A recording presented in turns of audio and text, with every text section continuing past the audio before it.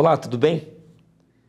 Vamos fazer uma breve recapitulação da lição que nós estudamos durante a semana, lição 5, Cristo, autor da salvação eterna. Nessa lição aprendemos coisas preciosíssimas que serviram e servirão para o nosso desenvolvimento espiritual, nosso desenvolvimento cristão. No tópico de domingo, o sumo sacerdote constituído, nós vimos aqui na pergunta A que os sacerdotes constituídos segundo a ordem de Levi, os sacerdotes descendentes de Levi, eles deveriam ter algumas características, porque eles representavam o pecador diante de Deus e representavam Deus para o pecador, representavam a Cristo para o pecador. O sacerdote ele tomava sobre si os nossos pecados, fazia expiação por nós. E outra característica fantástica do sacerdote da segunda ordem de Levi é que, diz aqui o versículo 2, é que ele deveria ter empatia pelo pecador.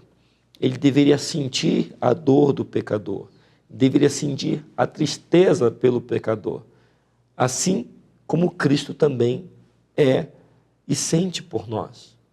A palavra de Deus fala que nós não temos um sumo sacerdote que não possa compadecer-se de nossas fraquezas, porque Jesus, como nós, ele foi tentado em todas as coisas. E justamente por isso, ele hoje é o nosso sumo sacerdote. Mas não segundo a ordem de Levi. Não segundo a ordem de Levi, e sim segundo a ordem de Melquisedeque, é o que aprendemos aqui na pergunta B. Cristo, ele é sacerdote para sempre, segundo a ordem de Melquisedeque. No tópico de segunda-feira, nós aprendemos também um pouco sobre esse personagem enigmático, esse personagem que a Bíblia não dá muitos detalhes a seu respeito, que era Melquisedeque, rei de Salém e sacerdote do Deus Altíssimo. Melquisedeque não era Jesus Cristo, mas ele representava a Cristo para o mundo. Ele tinha muitas características que o assemelhavam a Cristo, mas ele não era Cristo, ele era um homem como eu e como você, mas ele foi escolhido, foi colocado por Deus como aquele que representaria a imagem de Cristo e o caráter de Cristo para o mundo na sua época. Nós aprendemos também aqui nesse tópico que Jesus Cristo não poderia ser um sacerdote na época em que ele veio ao mundo, porque ele não descendia da tribo de Levi. Existia uma regra que a lei determinava que todo sacerdote ele deveria descender de Levi.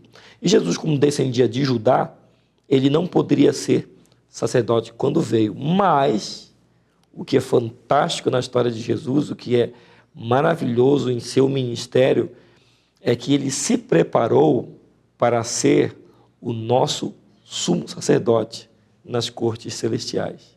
Isso aqui é fantástico, isso aqui é brilhante. Cristo ele se preparou para ser nosso misericordioso sumo sacerdote. Enquanto ele esteve aqui nesse mundo, ele dedicou muito tempo para estar em comunhão com Deus. Enquanto os discípulos dormiam, enquanto os discípulos estavam tranquilos, descansando, Jesus estava dedicado à oração, dedicado à comunhão com Deus, no frio, no calor, alta madrugada, com geada, com um orvalho caindo sobre ele, sobre seus ombros, sobre sua cabeça, ele estava ali, firme no seu propósito, porque mesmo ele sendo o Deus Todo-Poderoso, aquele que sustenta os mundos, sustenta o universo pelo poder de sua palavra, ele não se valeu em nenhum momento da sua prerrogativa e do seu poder divino para permanecer firme e obediente. Pelo contrário, ele, como filho, ele aprendeu desde cedo o que é ser obediente ao seu pai. Então ele se sujeitou a Deus em todos os momentos, em todas as coisas, em todas as situações de sua vida, deixando-nos esse grandioso exemplo. A irmã White fala: o orvalho e a geada da noite caíam sobre sua cabeça, prostrada em oração. Ele deixou um exemplo para seus seguidores. Cristo é o nosso maior exemplo, é a nossa motivação para que eu busque, para que eu dedique mais tempo para estar em comunhão com o Senhor. E o tópico de terça-feira, salvos para obedecer. Nós aprendemos aqui que é impossível que eu seja salvo na desobediência. Não dá, né? A desobediência é rebelião contra Deus, você não está sujeito à lei de Deus. O homem natural, ele não está sujeito à lei de Deus. Em verdade, ele não pode estar.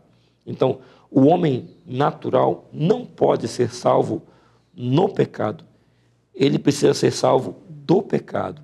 Jesus, como diz o texto, seria o seu nome, porque ele salvará o seu povo dos seus pecados.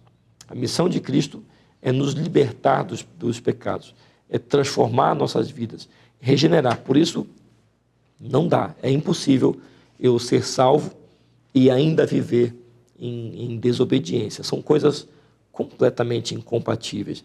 Aprendemos também aqui nesse tópico que Pedro e os apóstolos foram levados a uma condição em que a fé deles foi provada, eles foram questionados e pressionados pelo Sinédrio para deixar de pregar no nome de Jesus. E Pedro, olhando firmemente para eles, disse: vocês acham mesmo, vou parafrasear, né? Vocês acham mesmo que nós vamos deixar de obedecer a Deus para obedecer a vocês? De maneira alguma. Mais importa obedecer a Deus do que aos homens. Então, em toda e qualquer circunstância de nossas vidas, a obediência, a fidelidade a Deus, ela é uma característica que deve ser fundamental, deve estar presente na vida do crente. Só que existe um detalhe: a nossa obediência, ela não é um mérito humano, ela é um mérito unicamente de Cristo, certo? Então, para que eu possa ser fiel, para que eu possa obedecer, eu não consigo fazer isso com minhas próprias forças, com as forças dos meus braços. Por mais dedicado que eu queira ser, por mais que eu busque incessantemente viver uma vida de perfeição, viver uma vida de obediência, viver uma vida irrepreensível, isso é uma impossibilidade, né? Eu não posso, eu não consigo, porque o pecado, ele nos domina em todos os aspectos de nossas vidas. Então, nós não conseguimos oferecer a Deus uma obediência perfeita, não conseguimos oferecer a Deus uma obediência perpétua. Por isso é necessário, é fundamental que eu me aposse da graça e dos méritos de um Salvador, que é Jesus Cristo. E que a minha obediência seja misturada com a sua graça e com a sua justiça, para que possa chegar perfeita diante de Deus. O tópico de quarta-feira, avançando o rumo à maturidade, nós aprendemos aqui algo que é muito triste. A experiência de não poucos, mas de muitos crentes que estagnaram na vida espiritual, não continuaram avançando. Eles são chamados pelo apóstolo Paulo de crentes carnais, de pessoas carnais, pessoas que ainda precisam do leitinho espiritual, eles não podem nem receber um alimento sólido no contexto espiritual, né? Ele não pode receber um alimento sólido porque ele não está preparado para isso, ele se escandaliza por tudo.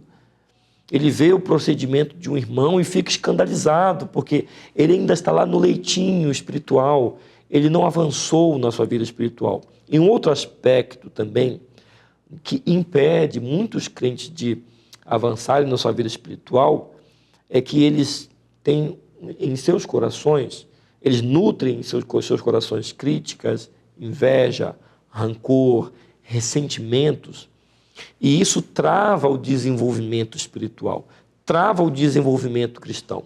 Então, há necessidade de nós abandonarmos esses pecados, deixarmos de ser meninos, deixarmos de ser meninas na fé e avançarmos para o crescimento, avançarmos para a maturidade, porque o tópico diz, avançando rumo à maturidade. Esse deve ser o alvo de todo crente. Nós aprendemos também nesse tópico que aqueles cristãos que estão lutando, que estão buscando na graça de Cristo alcançar essa maturidade espiritual, essas pessoas têm uma bênção que as aguarda. Uma bênção que aguarda esse desenvolvimento, que é o derramamento da chuva serôdia. Jesus vai derramar a chuva serôdia para a sua igreja, mas para isso é necessário, diz aqui, que a igreja abandone a inveja, a desconfiança, a intriga e o mexerico. Abandonando todas essas coisas, deixando de nutrir ódio no coração, porque diz aqui, irmão Ed, quando a pessoa nutre ódio no seu coração, isso passa a fazer parte do seu caráter, passa a fazer parte da sua experiência cristã. E devemos abandonar esses pecados. Devemos abandonar essa prática pecaminosa para que Cristo cumpra na sua igreja a promessa de derramar a chuva serôdia. Eu quero receber a chuva serôdia, você quer também? Se você deseja, existe um trabalho que precisa ser feito. E esse trabalho é apegar-se a Jesus Cristo e permitir que Ele opere essa grandiosa obra em nossas vidas. E o último tópico, tornando-se semelhante a Cristo, que é uma continuação do tópico anterior. O apóstolo Paulo nos incentiva a avançar. Ele nos incentiva a deixar para trás nossa antiga vida, deixando para trás as coisas que ficam e avançando para o alvo.